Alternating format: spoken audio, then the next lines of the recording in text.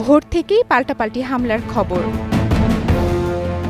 তেল আবিবে আজও ক্ষেপণাস্ত্র আঘাত হেনেছে। এটি ইরান থেকেই ছোড়া হয় বলে জানায় ইসরায়েল। একই সাথে দাবি করা হয় তাদের আকাশ প্রতিরক্ষা ব্যবস্থা আগেভাগেই ক্ষেপণাস্ত্রটি শনাক্ত ও ধ্বংস করতে সক্ষম হয়েছে।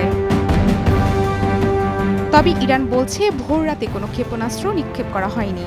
ওই হামলা হয়েছে ইয়েমেন থেকে। এর মধ্য দিয়ে হুতি বিদ্রোহীরা তাদের পূর্ব ঘোষিত আক্রমণের সূচনা করল। গেল কয়েকদিন ধরেই ইরানপন্থী এই সশস্ত্র গোষ্ঠীটি হুঁশিয়ারি করে আসছিল ইরানে মার্কিন হামলার দাঁত ভাঙা জবাব দেয়া হবে। এদিকে তেহরানের কাছে হামলা চালিয়েছে ইসরায়েলও।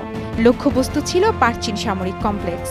রাজধানী থেকে ৩০ কিলোমিটার দূরে অবস্থিত এই সামরিক স্থাপনায় খোঁজির মিসাইল উৎপাদন করা হয় বলে ধারণা পশ্চিমা সংবাদ মাধ্যমের।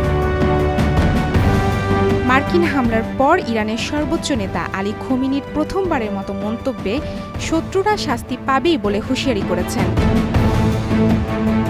মার্কিন হামলার জেরে হরমুজ প্রণালী বন্ধের সিদ্ধান্ত নিয়েছে ইরান। কার্যকর হতে পারে যে কোনো সময়, যার আগাম নেতিবাচক প্রভাব পড়েছে জ্বালানি খাতে। বিশ্ববাজারে তেলের দাম হু হু করে বাড়ছে। পৃথিবীর প্রায় ১/৫ অপরিশোধিত তেল হরমুজ প্রণালী দিয়েই পারাপার হয়।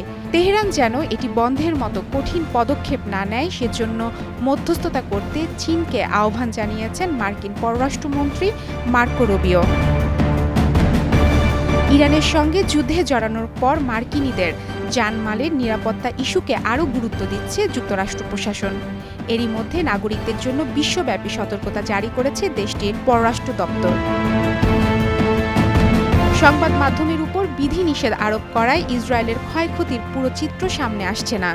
তবে ইরানের উপর্যুপরি হামলা শুরুর পর থেকে ইসরায়েল ছাড়তে মরিয়া বিদেশিরা।